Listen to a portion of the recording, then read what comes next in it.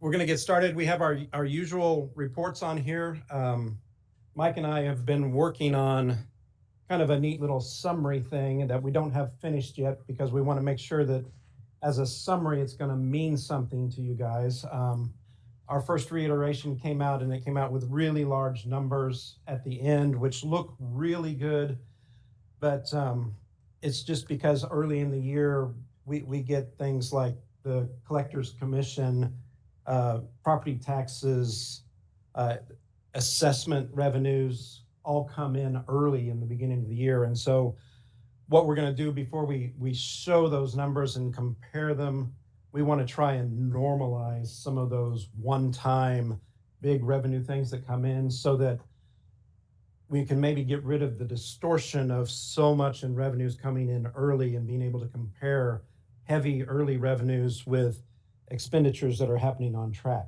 And so we want to try and normalize some of the upfront stuff so that we can get maybe a better comparison to show us where we are. So that'll be something new that we end up showing next month. This month is just going to be kind of what you experienced last year. So a lot of numbers thrown at you and maybe a general statement, but you don't get to really see the impact. Um, so with that in mind, we're going to start with general revenue. And when we look at general revenue overall, if you could run down to the bottom there, Mike. General revenues are at 28.7% of budget. We're 21% through the year as of March 18th. So 28% is quite a bit better than the 21% through the year. But as I just mentioned, we have collector's commission and we have property taxes that are part of that.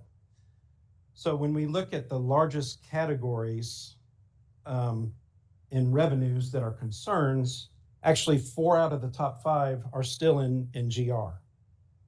So if we want to look at the very first category, that's in commission.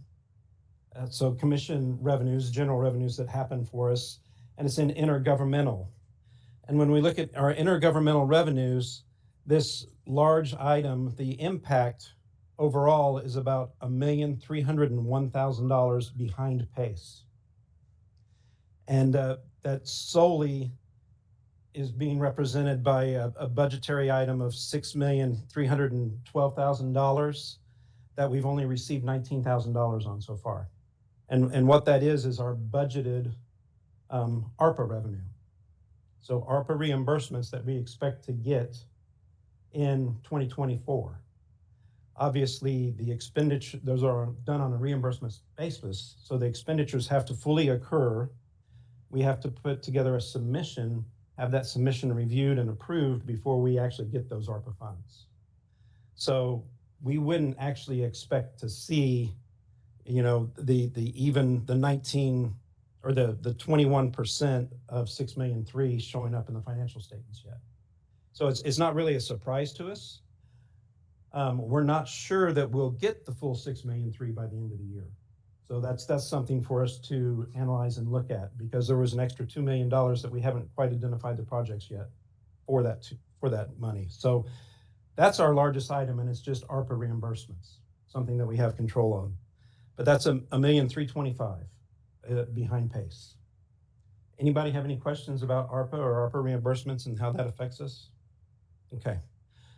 Then the next item I want to talk about is still in commission, and it's actually the 4th largest difference, and it's in other funds, and it's only $129,000 behind pace. So we go from being $1,000,003 behind pace in our largest category down to our 4th largest category, and we're $129,000 behind pace. And then in other revenue, that's mainly our licenses and permits. So we had a budget for licenses and permits of about $1,000,001. Last year's budget was about $1,000,002, so we actually lowered this by about $100,000. Right now, we're at 12.2% on receipts for that, out of the 21.3% that we're through the year. And so we've received about $134,000 year to date. And last year at this time, we'd received about $161,000. So it's a little slower than last year. But our budget is also $100,000 lower than last year. But we're at 12.2. Is there anybody from resource management that wants to talk in general about fees and permits? I'll just say we are behind this year, and I'm not sure how to explain that. There's several subdivisions in the queue that would get reported saying, but Yeah. expect it to be on track. That's good to know. So we expect to be on track by the end of the year on this. Okay, so that takes care of the two items that are in commission. The next item down is in the recorder's office. And it's actually our fifth largest difference. And when we look at it, we have a budget of $1 million on reporting fees. Last year's budget was $1.3 million. So as you recall, last year, changes in interest rates really caused the reporting to slow down. And so it was taken into account to some degree in this year's budget by lowering it by $300,000. We actually have fees of $143,728 through March 18th. Compared to last year, it was $137,000. So we are doing better than last year. The pace right now is at 14.4%, or $69,000 behind pace. Last year at this time, we were $126,000 behind pace. So things are better this year in the recorder's office with recording fees than they were last year. But some of that is because we lowered the budget to account for the activity happening in the marketplace. Is there anybody from the recorder's office that would like to talk about these fees? Oh, there you are, Cheryl. Hi. It's still being driven by the interest rates. I've been told that they expect it to continue to go down a little bit, and so maybe that's some, but it's still. Yeah. As far as January, February, half of March goes, are those typically lower filing months, or it varies? Okay. That was, there we go there. So just $69,000 behind on our fifth largest category, the fourth category in general revenue. The last item that we have then here is our second largest category, which is in the sheriff's office. And it's other revenues in the sheriff's office.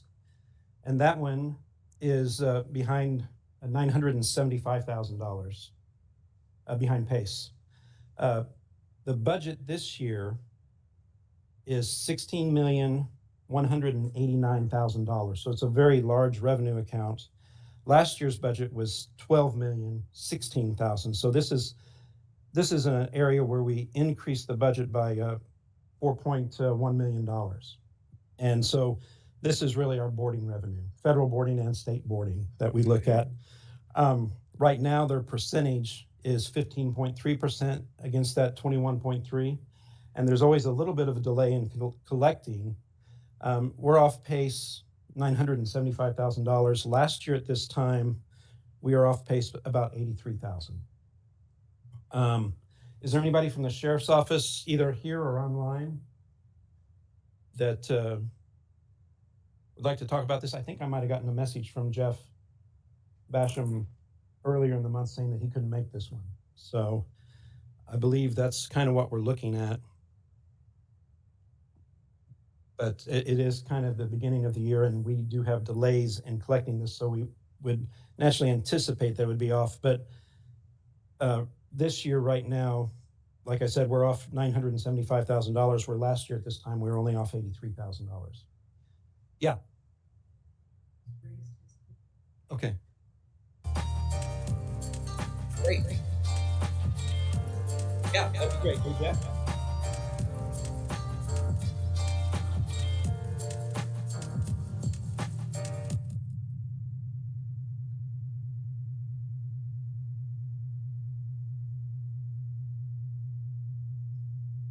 Great.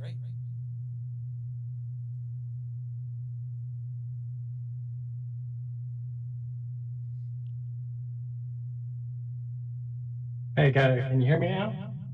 Jeff, we can hear you. Thank you, sir. Oh, technology. Yeah, Jeff, what you said is true. This is all boarding revenue. for the most part. And it lags a little, it always runs behind, so that's part of the difference. But also, the budget is based on about 300 total federal inmates at any given time, and we're running a bit behind that right now. So part of it is the JPATS program is still very, very new, so it's hard to know what's going to happen there. That number's been up and down a lot. So I think within another month or two, we'll have a better handle on where this is going. So it's hard to know right now where we're going to end the year, but total numbers are a little below where we thought they might be at this point. Great, thank you, Jeff. To kind of recap what it was hitting on, last year, our federal boarding numbers, we averaged 108 inmates a day, federal inmates a day. And we got paid for that through a normal U.S. Marshal program. This year, as we talked about earlier, our budget went up to 16,188,000 from previous year's budget of 12,016,000. Part of that was this JPATS program that Jeff just mentioned. And what we refer to it in the budget office is Con Air. It's basically a secondary program that the Sheriff's Office set up at the very end of last year with the U.S. Marshals Service, to where we have federal inmates being flown in and held, just waiting to be transported to their final destination point. So we actually have 2 U.S. Marshal programs going on right now. And so that caused us to go from the average of 108 that we were seeing to the sheriff, how many, is it 325, Mike? It's 300, the budget is 300? Okay, a budgeted number of on average 300 federal inmates a day in our jail. So right now we're running behind on that. The airplane had some issues in February, so that caused them to stop bringing inmates in and ramping this program up. So we're hopeful that by the end of the year we reach that 300 inmate per day average, but that's something that we're keeping an eye on, just because the program started ramping up, but then it had a little problem that happened with it. But that's something new that's happening with us now, is our Con Air JPATS program.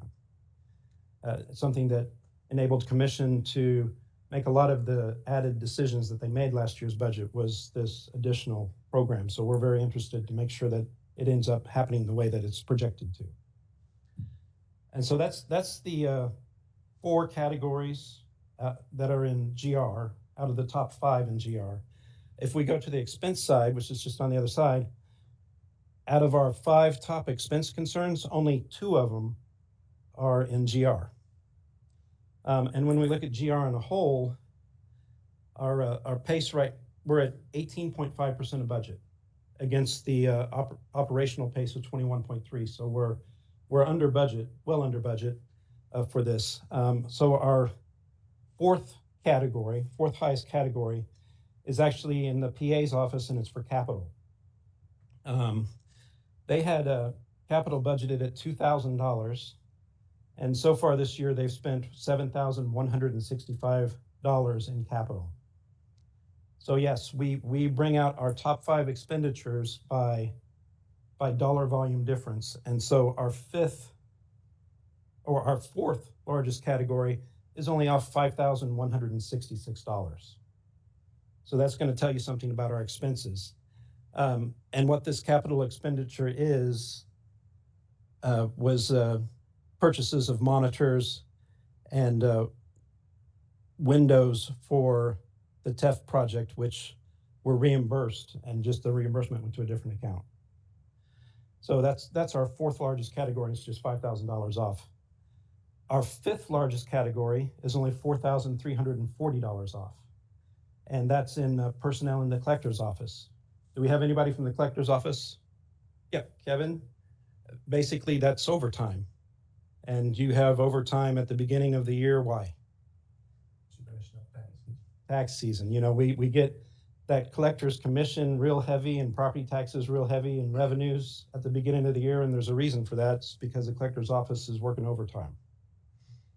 So, and we're really just $4,340 off pace in expenditures for the collector's office. So those are our two issues, revenue or expense concerns in GR right now. A $5,000 thing and a $4,000 thing. So when we look at GR overall, revenues are 28.7% of budget compared to 21%, and expenditures are 18.5% of budget compared to 21%. So general revenue is doing, as expected or really well. We expect the revenues to be high though because of some of that heavy revenues that come in. So we're doing very well in GR. When we go to our next fund, the Road and Bridge Fund, I know we got Adam here and we've got Crystal, so it's going to be really light on me here, which is nice for you guys.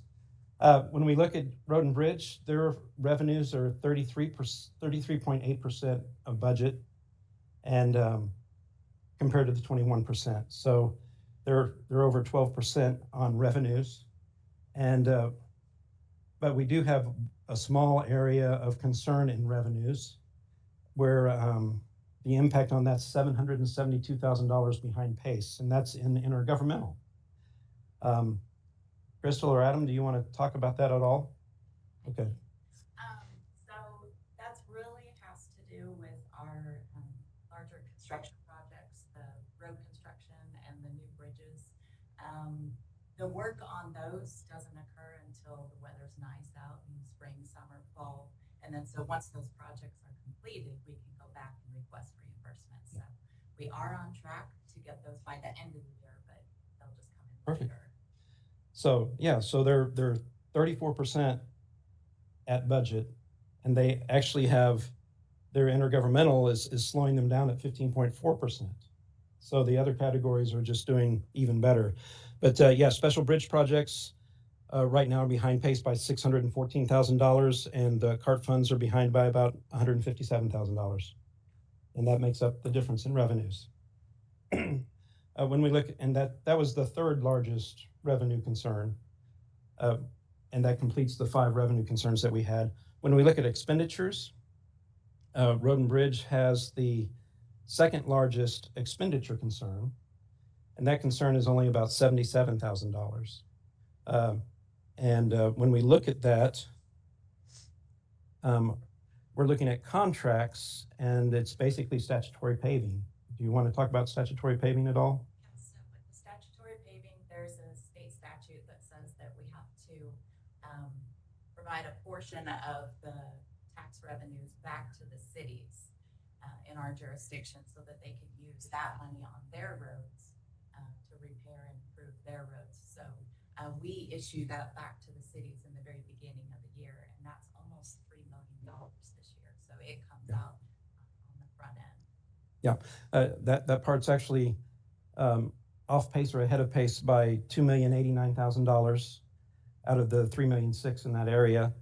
And when you look, they have other offsetting things that make this overall category in operations just be 21.8% compared to the 21.3% pace. And the main other offsetting item on that is contract paving, which contract paving has a budget of $6,250,000.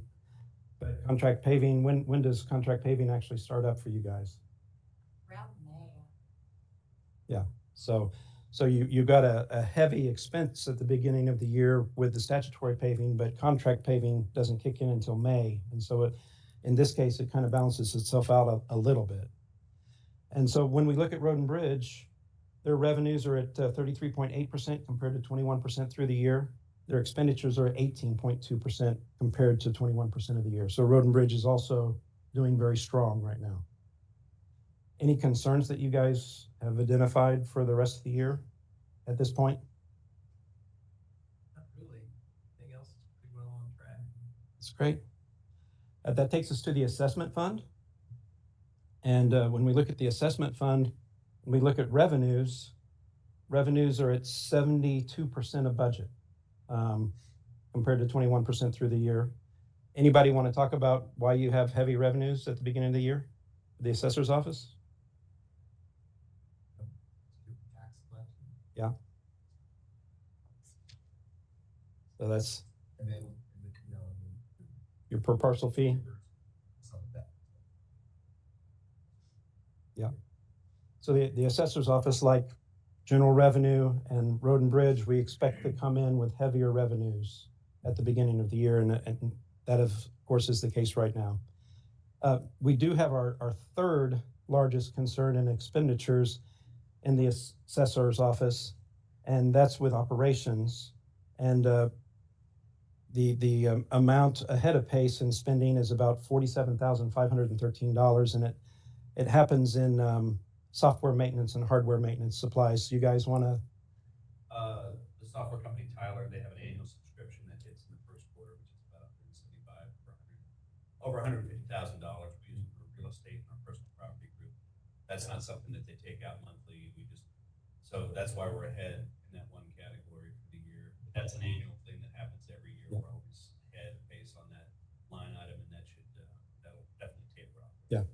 And so that, when I was talking at the very beginning part of the meeting about normalizing some of these expenditures, that large time expenditure that happens in the beginning would be something that budget would look to normalize when we present a summary to you guys about where we are in pace. So, but that's where we are in the assessor's office. So 72% on revenues, 19.5% on expenditures. So that 19.5 is still below the 21% that we're at this year. So again, the assessor's fund is doing very well with no surprises. Not expected. Okay. That takes us to our last fund, which is LEST, Law Enforcement Sales Tax. Revenues are at 24.7% compared to 21%. And so this one is a fund that doesn't have heavy revenues at the beginning of the year. So we can look at this and just think about the sales tax that we're receiving and equate it to that. And basically, we're at 24.7 compared to 21% for the year. So sales tax is doing well for the county. And we're 3% ahead on revenues. When we look at expenditures, our largest expenditure concern is in this account, and it's in under commission and operations. And it's basically $396,000 ahead of pace in spending, and it's municipal distributions of sales tax. So it's a timing issue where I believe we have more in distributions on the books right now than what's represented in the revenues, but because we have that December one that gets posted in this year. So we're at 24.3% compared to the 21.3% pace. And that's our largest expense category. Again, our expenses over budget concerns ranged from the $396,000, which is municipal distribution, which if that's high, it just means we're doing better on sales tax. So that's a good thing. And then we go all the way down to a $4,000 account. So right now, for this very first financial huddle, every single fund is doing better on revenues and under pace on expenditures. So the county's in very good shape. Anybody have any questions or would like to talk about something that's going in your office that's maybe different than what's going on with what was expected when it was put in the budget? Any stories or anything to talk about? Any changes that are going on? Well, if that's the case, then I think we're done unless anybody has any other issues they'd like to talk about. Yeah, Kevin. Any information on, just curious, the information on Bucky's sales tax? I haven't specifically looked at Bucky's sales tax or the impact on that. To be honest, it takes a while for sales tax to show up. And also, unfortunately, the state prohibits us from talking about a specific sales tax volumes from specific businesses. They really, you almost have to have at least 6 businesses reporting in the category before you can even talk generalized information. So it's not really something that we can share with the group. There's a few people that the auditor, the budget office, the treasurer, commission that have the ability to look at the specific numbers, and we're all told that we can't share that information, but we do monitor and look at it. Unfortunately, we can't make comments on it. But you know, the interesting thing about Buc-ee's is that should really, the majority of that be new sales tax. You know, a lot of times when you see a grocery store open up, it's just competing for existing grocery sales, and you see others go down when this one goes up. But with Buc-ee's and the nature of Buc-ee's, that's almost all just new sales for us. So it can't be anything but a positive experience. All right, anybody? I guess that's it. We'll let you go early, and don't worry, next time I'll hold you late.